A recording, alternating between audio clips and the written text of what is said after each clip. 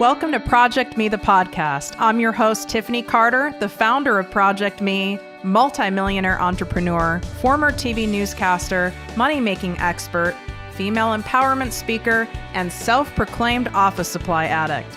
My mission is to take the mystery out of making big money.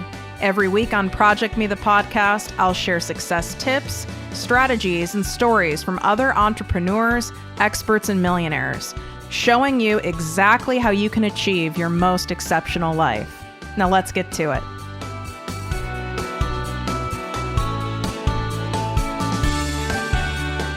Exciting announcement for all of my listeners. I've officially opened my exclusive group, the ProjectME Passive Income Posse, to the public.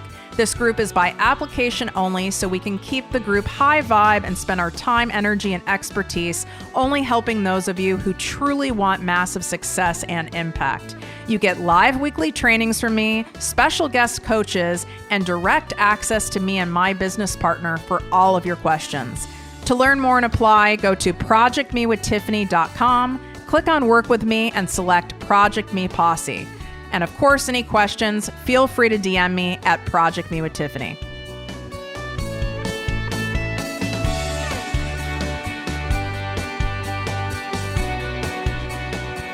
Welcome to the podcast and posse, ProjectME with Tiffany Carter. I'm your host, Tiffany, and today I am sharing with you a very significant part of my story, of my journey. And I need to say that it might be triggering to not just some of you, to many of you. I know that it will be inspiring. I know so many of you will get the chills, but I also know that depending on where I was at in my life, if I heard this story, it could also be a little triggering because it would hit really, really close to home. I also don't feel this episode's appropriate for children to be listening to. Again, every parent gets to make that decision for themselves and their children, but I just need to say that. So if you're watching with your kids around or they can hear, put in some headphones or maybe just download this and listen later on when you can. And we're going to get going. So the title of this episode is Surviving Deep Depression and Self-Hatred Led Me to Finally Love and Accept Myself. And I know there has to be many of you who are listening who struggle with depression, anxiety, self-doubt, crushing insecurities. Whether you were bullied in school or there was abuse in your childhood, like with me, you got into some form of an abusive relationship, whether that was emotional, mental, physical, all of it, or you just have a lot of toxic people in your life, you could have, and it doesn't take something as extreme as how my childhood was or things that have happened in my adult life. You could have just one person who has, who's a narcissist or just highly toxic, just bring you down and cut you down slowly over time. It can be a family member. It could be a boss. It could be a coworker. It could be someone disguised as a friend. And it can happen over time. And I want you guys to hear my story. This is not an exciting episode for me to record. I am not looking forward to it. In fact, I procrastinated doing this to the last minute possible before my producer, Tim, would be like, hey, I can't get that out in time. Because this is a heavy topic, right? And this is why so many of us avoid doing really deep healing work and feeling those feelings that we have buried inside of us. And instead we focus on work, on exercise, on kids, on relationships, on YouTube, on Netflix, on Instagram, on our hair, our nails, whatever. We focus on anything other than having to really sit and feel those feelings. I call it sitting in the dirty diaper because that's truly the only way for us to process pain is to go through it. But I spent my entire life trying to go around it, trying to avoid it. Now, I did feel pain, but the gut-wrenching pain of feeling alone, feeling unheard, unaccepted, feeling terrified. I never let myself feel those. I felt if I felt those, I would be flattened to the ground and wouldn't be able to function and wouldn't be able to pay my bills, wouldn't be able to get through college, wouldn't be able to do anything. And I really convinced myself of that. That was a belief I truly convinced myself of. And I've been going to therapy, you guys, since I was 23, all sorts of therapy. And that still wasn't enough because my brain, like many of yours, is so sophisticated that me talking about the events that occurred in my life, me being raped at 15, me being sexually abused from 11 to 21 years old, and then all the variety of toxic people I had in my life as a result of having zero self-worth and all the crap that comes along with that, because it's a domino effect that ends up being a disease across every area of our life. I could, with enough therapy, right? I could talk about these things, and it did help me relieve some shame around them. So thank God I did therapy for that. But I did not allow myself to truly feel those gut-wrenching emotions and do that true healing. It was more like I did cognitive healing. It was above the neck, not below the neck, if that makes sense. But I want you to hear where I was at 5.5 years ago on my birthday, so you can see, you guys know where I'm at today, right? And 5.5 years isn't that long ago, really. I mean, it kind of freaks me out when I even think about it. But I want you to see what's possible, and also to know that you're not alone. And even with what you see with people on the outside, even people you think you know, or even people you don't know online, you really don't know what's going on, because most of us are pretty fucking good about covering up our pain because we don't really want to feel it. And we know it's not really socially appropriate for people to see us walking around like miserable, angry, terrified. So we put on these masks, these false selves to go out in the world, these costumes. And we end up just like, we keep that going. We think no one wants to hear our shit.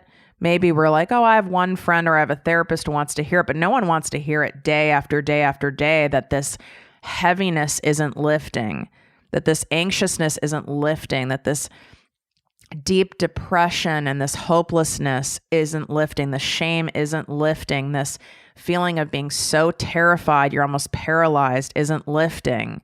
It's like, well, yeah, anyone would listen to me for like, if I was like that for a day or two, but anything past that, being an empath and an intuitive, I could feel that I was being a burden or annoying them. Now, it was also because I didn't have healthy people in my life because I wasn't healthy. But I was annoying them. So therefore, right, I never really fully was able to process anything because I never felt like I could talk to anyone, or there was a time limit on how long I could feel a certain way. Like, you ever notice that? Like, you're going through some shit. I know all of you guys have gone through shit or are going through shit in your life, whether it's a divorce, there's an illness, there's a job loss, there's financial drama, whatever it is. And you can talk to someone about it for a day or two, maybe even have something going on for a week, maybe. But anything past that, people are like over it. It's they want it. They want you to have gone through it. They want to, the fact you talked to them or they came over or, you guys went for a walk. They want you to be all better now because it makes them feel better. And now they don't have to feel like they're carrying the burden of how you're feeling. You know what I'm saying? And this makes people keep stuff bottled up. I can tell you this, when you have the right people in your life, and you don't need many of them, okay? I don't have this long list of people I classify as friends. This is a very, very short list. And if I am even going through something, and even if it's for a month, even if it's for 2 months, They hold space for me because I'm not going through something and I'm just like sitting there playing victim and complaining, right? I'm processing, I'm working through it. And I can hold that same space for any of you as long as you are processing and working through it, and it's not like you're sitting there in a victim stance, right? That's very draining to people. So I want you to know, if you don't have those people in your life right now that can sit there and with love and no judgment and hold space for you, I want you to know they exist. I did not believe they existed, but I can tell you now that they do. And you may not believe me, but I'm just letting you know they do. And I'm one of them. So here I am for any of you. So 5.5 years ago, around 5.5 years ago, my birthday, I'm a Virgo, September 5th. I already had it planned. I think I started planning it. It was probably somewhere in August. I wasn't planning too far ahead. I had a lot of suicidal ideation, which is fantasizing about killing yourself. But that doesn't mean you're going to take action on it. This was different. I had a series of very extreme events. You know, they say like bad news comes in threes or bad things come in threes. It was like 3 hardcore things hit me at once. One was to the heart, one was to the gut, and one was to my bank account, all in a row, like pretty much almost like overlapping each other. And it brought me to my knees. I had enough. It was like, I surrender, and not like I surrender, God, I know you got me. It was, I surrender, I get it, God, you don't want me here. Because I never felt like I belonged. Ever, even as a little girl. I never felt like I belonged. I always felt like I was different. I felt like when I was being abused, of course, that God forgot about me. And this is very common for people who grew up in abusive households, because why would God be allowing this? So I always thought like God forgot about me. And it's like, oh, this is such a hard episode for me to record, you guys, but I'm doing it. I'm doing it for any of you who need this. That's what I'm doing it for. I do not want to be doing this. This is not enjoyable. It's for the greater good. If you saw my face right now, I'm like squishing it with my hands. You can probably even hear it in my throat, like my throat chakra is tight. It's not that I'm nervous sharing this with you guys. It's just me telling and sharing the story is reliving that. And it's certainly not fun to relive this. And it's not fun to share it. I'd much rather be like laughing and talking about things that aren't as heavy. But this is the stuff that really, really changes lives. So I never felt like I belonged. I always thought God forgot about me. And therefore, right, that was my belief.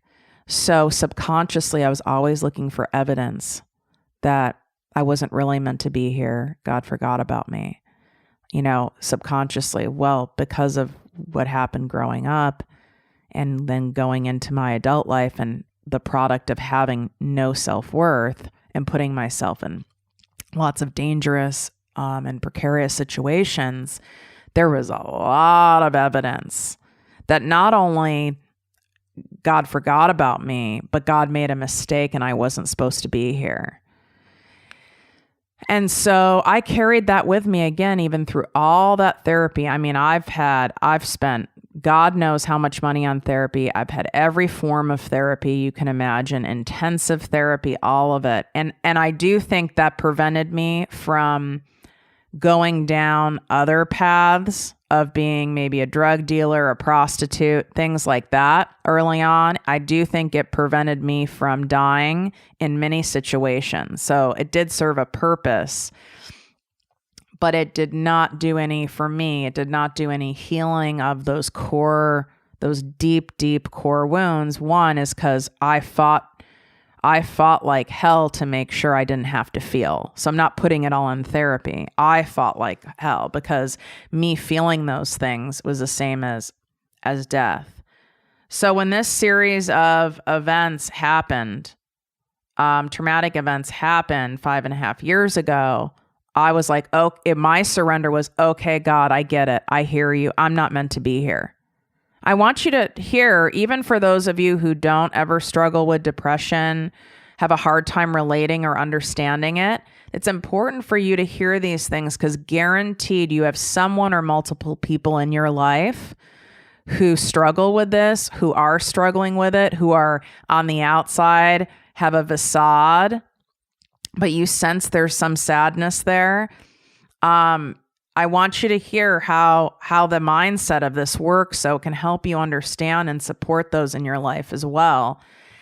And, I really was like, okay, God, I get it. I'm not meant to be here. You made a mistake and I need to clear up your mistake. I truly thought my life would improve by killing myself, and the world would improve, and other people would be relieved if I was gone. Not happy, but relieved, because I was such a fucking burden. So because of being in the pharmaceutical industry, I had access to all the pills to do the job and the knowledge to do the job. I had it all planned. Why on my birthday? Because I felt I was doing a gift to myself. I'm telling you, this is what a depressed brain and a low self-worth brain, that kind of talk, and it's that convincing. It was a gift to myself, a gift of relief of the burden and the pressure of being in a world that I didn't feel I belonged in or fit in and had no purpose. It was a gift to relieve the burden of those around me, including my dog, Molly. I was like, well, she'll be probably confused for a little bit, but she won't be sad. She'd be happier with someone else who is happier. So I really didn't feel I was meant to be here. That's why it was on my birthday. I had it all planned.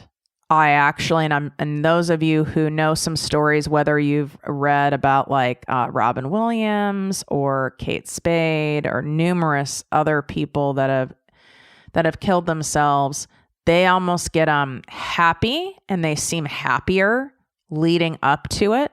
And I definitely came across probably lighter because I was relieved, because I knew all this pain was going to end. I did not sit there and put any affairs in order. If you looked at me from the outside, you would have had no clue, because I had a lifetime of wearing this false self-survival costume, and it was so familiar to me that it was, it was like wearing your favorite comfy pair of sweats. It was comfortable, familiar, and I didn't know how to be any other way. It wasn't like I was trying to be fake.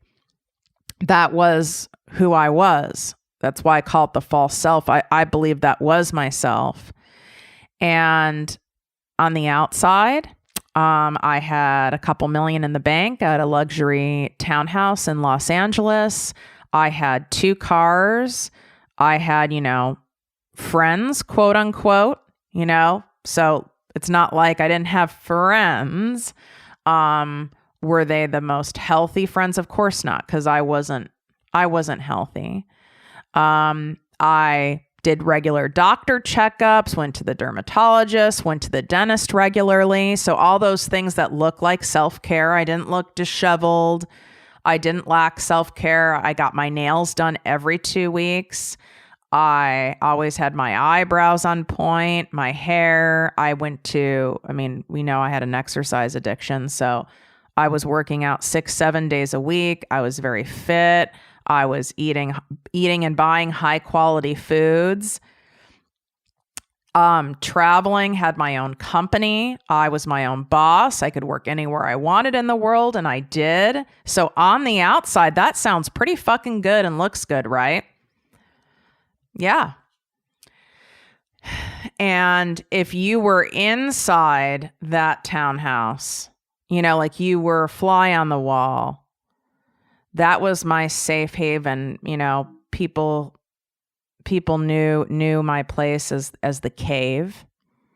I'm very sensitive to light, just fun fact, but a lot of people who are qualified as highly sensitive people are also very sensitive to light. I've been that way since I was a baby, actually. So everything's on a dimmer. I had like dark slate floors, very modern place, but I kept it very, very cavey. And that was my safe haven, because when I was inside my townhouse, since I lived alone, with Molly, but I could actually just be me. I could take off, it's almost like when I in corporate, when I would have to wear like the pantsuit or the skirt suit and the heel, and the pumps. I'd have to wear that whole get up. And not that I like looking cute and all that, but I'd have to wear that like conservative kind of suit. I even joked about in other episodes, that in certain industries, it's still, you cannot, as a woman, you're not supposed to be bare-legged. You have to wear tights or hose, like pantyhose, awful, leg prisons. And it's kind of like when you wear something like that, and I know all of you have had to wear that, whether it's interviewing or you've gone, I don't know, to a wedding or something where you had to wear something that's like not what you would normally wear and is not comfortable, and you can't wait to get home to rip it all off. That's exactly how I felt every day, because my false self was a costume that was like a prison. And when I finally would come home and walk in the door, my entire fucking life, I would take off whatever I was wearing. I would wash makeup off my face, put my hair up in a bun. And there was a sense of relief that I could just be me and take that off. Now, was I cognizant of that most of my life? No, I wasn't. I more so made it like, well, everyone's more comfortable in sweats and everyone's more comfortable in their home. I never connected the dots on that. But that's a slippery slope, because if you only feel that you can be safe and truly comfortable when you're alone, that leads to isolation. Now, it's okay to spend time alone. I'm an introvert. I'm an empath. I need to recharge my energy. It's very healthy to spend time alone. It's very healthy to get to know yourself and feel safe alone and all those things. The difference with isolation is when you feel you have to do it in order to feel safe and secure. And then you isolate to the point where that can take you down a further hole of depression. So during all these high times of stress, what do you think I did, right? I went to my safe haven and I isolated. So I was isolating and isolating and isolating, because no one really wanted to hear about my shit. They really didn't. They might have listened, but then it would turn into being about them, or no one ever took me fucking seriously. I still sometimes feel like this today, but nowhere near. Only once in a while do I feel like this today. No one took me seriously. There were people I even told, I really don't think I belong in this world. Like, I think it would be better off for me to leave. I even was that clear. And no one took me seriously. They'd just kind of placate me and say, oh no, everyone would miss you. You're meant to be here, and say all those platitudes. But it's not like someone would check in on me the next day or the next week, or there would be any form of an intervention. I definitely had all the signs of crying out for help. And I also even expressed it. There was a point I was so bad that I was taking sharp kitchen knives and holding them up to my skin and pushing the blade really deep. Sometimes it would draw blood. I guess the term for it is like cutting. I don't have any scars from it. I didn't go really deep, probably because I didn't want to have it puncture that false self and anyone to see my pain in the outside world. But I was even doing that, and there was even someone who knew I was doing that. And there wasn't much, there was concern, but it was like surface level concern. It was more like, I want you to stop doing that so I'm not uncomfortable, if that makes sense. So again, there was more evidence that I'm not really meant to be here. I don't fit in. People would feel less burdened with me around. It's really amazing, when I didn't downright ask for help, but it was pretty fucking obvious. I mean, it really was. And I just couldn't believe. And it was like, okay, it was very similar to my childhood. I didn't ask for help. I didn't know how to do that because that was not safe to ask for help. But I definitely got up close to the line and no one fucking helped me. I shouldn't say that. There were a select few people who tried and they were excommunicated from life, so to speak. Not killed, I'm not saying that, but excommunicated from life. They were cut out. So what happened is kind of weird. It's like I can't even really tell you, which is what I think happens when there's miracles. I do believe in miracles. I really do because of this. I had a plan. It was going down. I wanted it to go down in the evening, probably because I wanted it to be dark. I have no fucking idea. I was going to make sure I left my garage door open and my front door open just so if someone came to check on me, not when. I didn't know if anyone would fucking check on me. That they could come and access and get Molly and make sure she was okay. I made sure Molly had like multiple bowls of water, so that she would be okay, even if it was for, a week, if someone came and found me. And I know it was still daylight. I remember where I was standing in the middle of that slate floor and I looked up to God and I said, okay, I'm doing what you want me to do. I have it planned. I'm going to do it this evening. And if there is something different you want me to do or anything you want me to do while I'm here on this earth before I remove myself from it, you need to really be clear and guide me because I've got nothing left in me. And you're driving the ship. That was my surrender, right?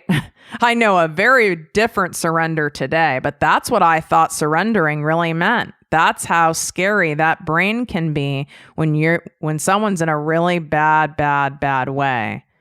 No fucking idea how I got from the middle of that living room that within a very short period of time, because I believe it was still daylight or it was dusk, I ended up in a 12-step recovery room for adults who basically had dysfunctional traumatic childhoods.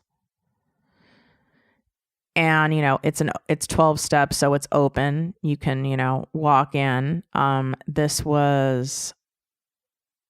not sure if it was women's only. I want to remember it being women's only. I truly don't remember. It's very fuzzy. I was in a total haze. I do not remember driving there. Obviously, I knew it existed, so someone had planted a seed. Because otherwise I wouldn't have even known that program existed. I'd never heard of it before. By the grace of God, the recovery meeting I ended up at, it was, when I say minutes from my house, I'm talking like 3 minutes. And I ended up in there, barely crawling in there, an absolute shell. It was almost like God had me and I was a puppet, and God was like walking me in there on strings because I would have never walked in there. I was totally empty. And all I remember is for the first time in my entire life, I felt validated. I felt like I wasn't nuts for the thoughts that I had. I wasn't alone. There were other people who thought like me, who also felt like they never fit in, who also felt different, who also weren't sure if they were meant to be here, who also felt like a burden to others and to society and even to themselves. And just knowing that there was an actual program and a book, like literature written, describing versions of how I felt and versions of my own story, it was enough for me to go, wait a second. It was like a pattern disrupt. Like I had a very clear, thick, bold line to what I was going to do that night. And it was like a pattern disrupt, like someone shook a snow globe. And it was like, whoa, wait. There's enough people in this world that feel this way, that there's a fucking 12-step recovery program that's worldwide, and there's actual like books published that are some of the best, selling books out there for people like this. So there has to be a lot of people like me. So that whole thought of I am alone, well, that was disrupted, and I felt like validated, because it must be enough of a problem and a situation and a circumstance for there to even be a program about it. And these people listened to me. I did speak. You get like, I don't know if any of you have ever been to 12-step programs, but you normally get like 3 minutes or something to share. And most people don't share. I mean, a lot of people don't share even for their first 6 months.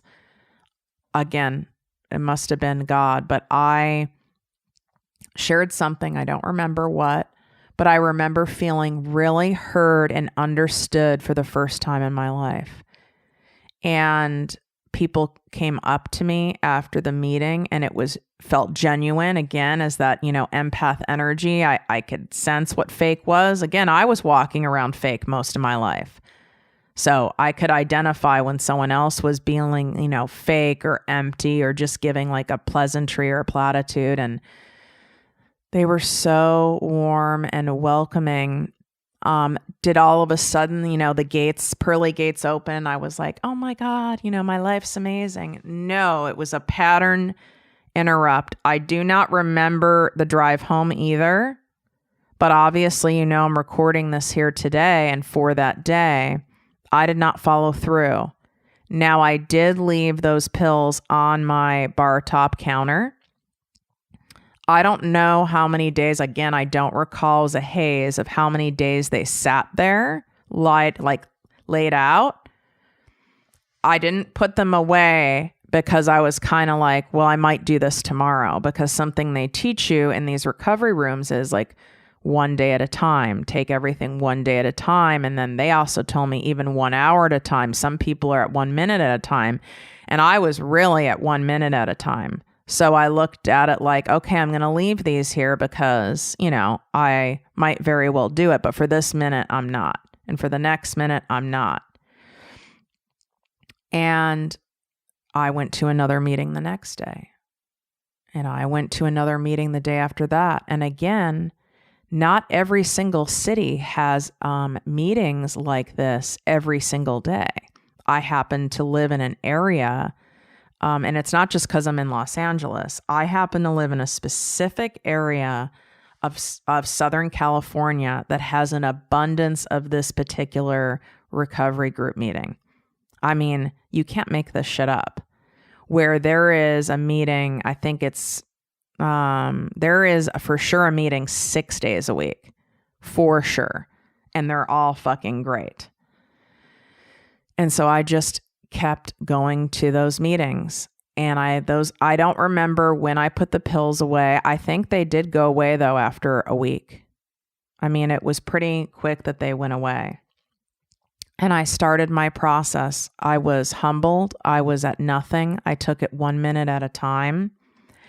And I didn't go so I don't want you guys to have an expectation, whether you're as low as where I was at, or you're kind of, somewhere in between, or you just have, certain days like that. It's not like all of a sudden, oh my God, I want to live. I think life's amazing. I have so much self-worth now. No, I was willing to follow the process of the recovery program and follow it to a T, because I trusted those other people who I saw who went through it, and I trusted their stories of how much it helped them. And what other choice did I have? My other choice was leaving this earth. So I thought, you know what? I have no idea how I got here. Obviously, God led me here for a reason.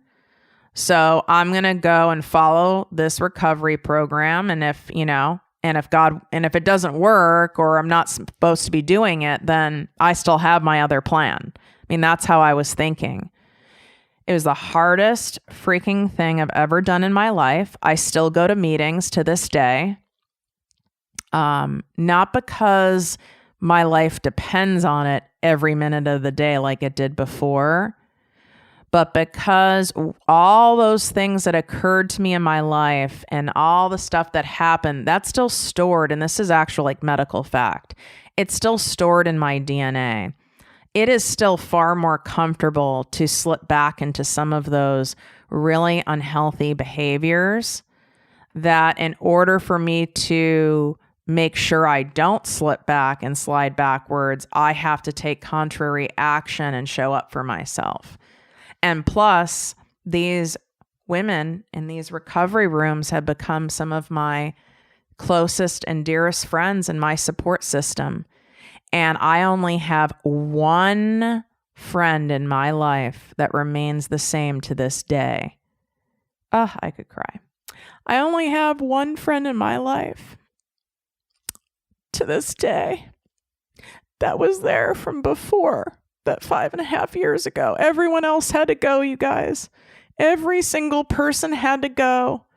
Some of them were obvious who had to go, and others were people who you could classify as nice people or good people, or everyone likes them, but they weren't healthy for me. And that was scary. As someone who is an only child, I only have one living relative. That's my mom. You know, it was scary to let all these people go, because I don't have brothers and sisters and cousins and some family support. It was very scary, but I had to do it. And only one person remained. And that's okay. Because when we remove the people in our lives who are dragging us down, who are anything but supportive, uplifting, inspiring, loving, not neutral people. They have to go too, you guys. Those neutral people drag us down. When you start saying shit like, oh, but they do this and that, or they're fun. When all those negatives and low vibe feelings and how you feel when you leave them, or you dread hanging out with them, or when you get off the phone from them, you're frustrated, you feel less than, you're exhausted. They all have to go. But you have to be willing to do that. And it's not easy. And I'm here for you guys to reach out to. I want those of you who are listening, who are moved by this, I want you to DM me. I have done the work, and I do the work, and I can hold the space. You're not bothering me. You're not a burden to me. This is a huge, huge reason why I started ProjectME with Tiffany Carter. Yes, I can teach you guys how to make money doing what you love. Yes, I'm fantastic at sales, marketing, branding, going after your passion and finding your niche and all of those things. But what I also know how to do is to help guide and navigate you from these feelings of lack, of low self-worth, of not feeling good enough, of doubting yourself, of feeling alone, of anxiousness, of fear, of that crushing, paralyzing shame. I know how to navigate that because I've done it. I've done the work, and I continue to do it. And the reason I can share my story and not, and I could, right after I'm done recording this, I'll go, box with my trainer and, I'm going to go visit my girls today at the safe houses, my girls who've been sex trafficked. And then I might, go laugh with a friend later. Like my day goes on. I'm not going to be like curled up in bed overdoing this because I'm doing the work. It's very hard. You cannot do it alone. And it is worth it. It's the best thing I've ever done in my life. I could not show up as I am for you today on the show, how I show up every day in my Instagram stories, how I show up in my blog, how I show up in when I coach you guys, when I do my 90-minute intensives with you guys, when I do my business coaching with you guys, when I do my inner child work with you guys, when I speak on stages, whatever it is, I would not be able to have the impact that I have as my false self. This is Tiffany, the real, raw Tiffany, and take it or fucking leave it.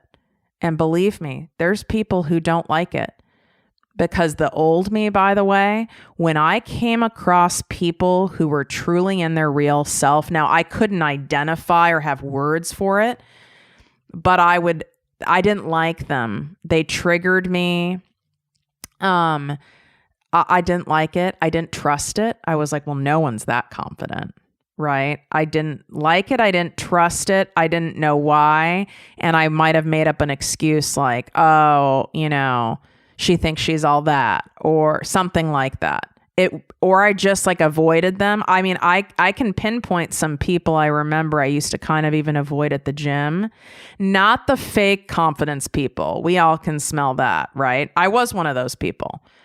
But the people who have that grounded confidence like I have today, I couldn't believe it was possible. I didn't see how it was possible to get there, to have that level of self-worth. Therefore, if I didn't believe it was possible, I couldn't possibly believe you have it. So, would I have even listened to this podcast and believed me? Yeah, I would have believed me. I would have believed me because I'm being so raw and sharing. But if I met me out at the gym or at Starbucks or something and it was more of like a surfacey thing, the me now would have triggered the me then. This is my raw and real self. But I want to tell you guys, I always tell you what the catch is. When you do this work, which is gut-wrenching, it will take you to your knees, the hardest thing you've ever done. I have done it with some of you who are listening right now as my private clients. I've taken you through it and I've walked you through it. And the transformations are, they're incredible. They're incredible. They're so powerful, but I can't make you walk through it. There are people who come to me who want me to walk them through it. Like, Tiffany, I know I'm stuck. I don't know how to get out of my own way. There's a block. I need your help. And, they apply to work with me. I can see how much they want it. We end up working together, but we do a few sessions and it's so terrifying that they hold on so much to their grip to resist it that they don't walk through it. I can't make you walk through it even when the shit is really hard. But my side of the street will always be clean. I will always be there. I will lovingly push you, but I can only go to a certain point.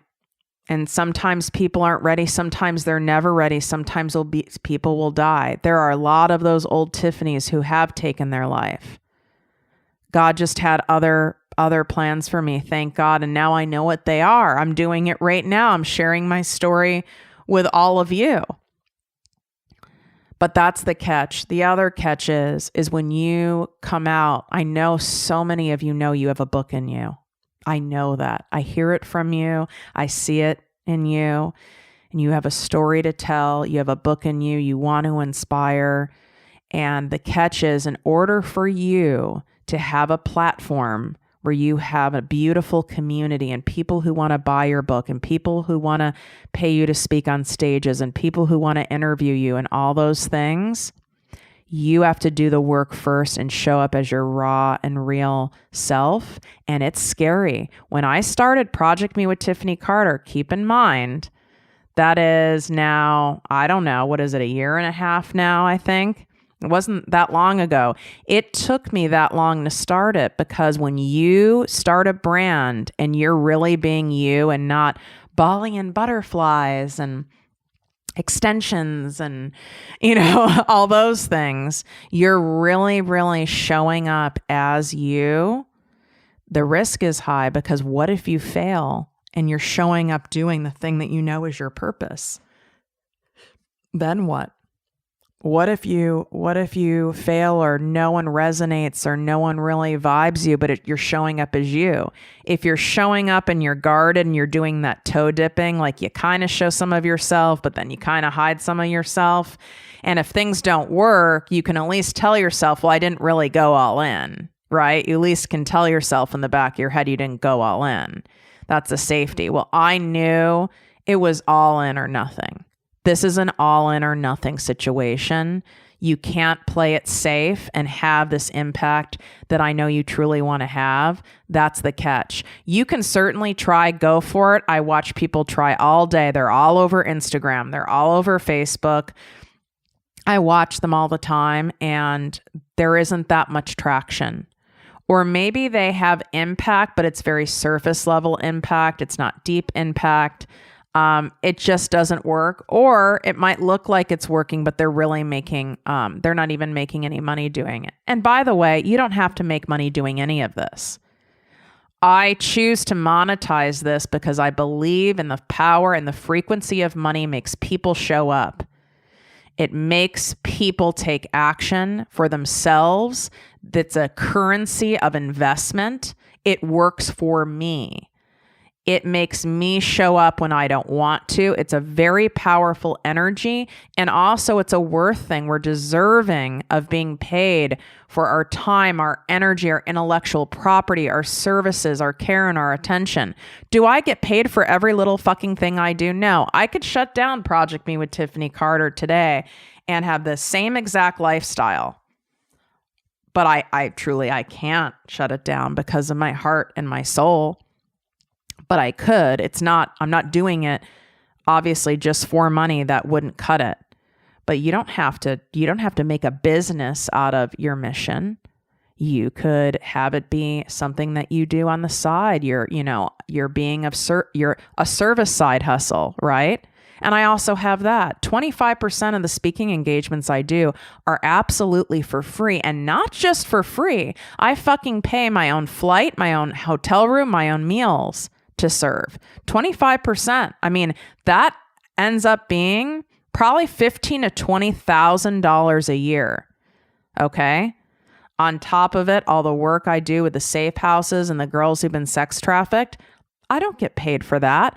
You don't see me. First off, you can't bring a phone in there because you can't disclose the locations, but you don't see me on some stage with a giant check, handing a check over to Children of the Night or something like that. A lot of the donations I make are through a trust that are anonymous, that if you really dug, you would end up finding I am the, so to speak, executor of that trust. But it's not like Tiffany Carter donated this, Tiffany Carter. I don't do it for that. And I'm not putting those of you down who, like kind of showcasing your donations. I don't think it's a bad thing to showcase some donations because it can inspire others to donate, as well. But I don't just donate my time. My money, I should say, I'm sorry. I donate my time, my heart. And I know so many of you do that every day, whether it is you're being of service to a friend or to a stranger or whatever it is. You don't have to make a business out of it. I don't know where I got on this topic for this, but I felt like I needed to say it. And those of you who are still listening to this, I would imagine that I would like to think you have some hope, inspiration, and validation because you know where I'm at today, 5.5 years later. I went from zero self-worth to feeling like God wanted me to leave this earth. I was a burden, to God knowing I am meant to be here. I'm designed to be here. I'm destined to be here. I must be here. My impact is crucial upon this earth and after. I know that I love myself. I can embrace the things about myself that are not so flattering, that are ridiculous, and I can laugh at them, and I can still love myself in spite of some of the things that I do say, think, or feel. I love spending time with myself. I no longer isolate. I believe I add value to every person in my life, whether you're a stranger or you're a dear friend. I believe I make your life better, all of you listening. I make your life better just by me being in it. I know that. I know I'm a blessing.